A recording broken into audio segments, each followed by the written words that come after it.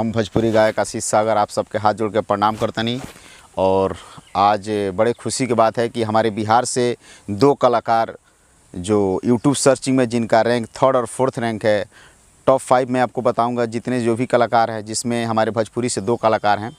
तो हमारे बिहार के लिए, हमारे भोजपुरी के लिए बहुत ही गर्व की बात है कि यूट्यूब में सर्चिंग पे जिनका गाना सर्च किया जाता है, जिसमें 2 कलाकार हैं।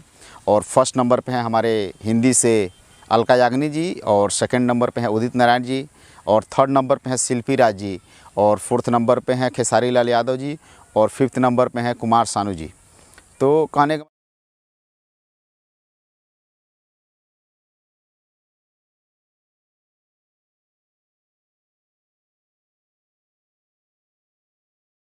मतलब ये है कि हमारे भोजपुरी से जो 2 रैंक हैं, जो हमारे बिहार से हैं, जो हमारे भोजपुरी कलाकार हैं, जो सिंगर हैं, जिसमें शिल्पी राज जी, खेसारी लाल यादव जी को भी पीछे करते हुए जिनका रैंक 3rd रैंक है।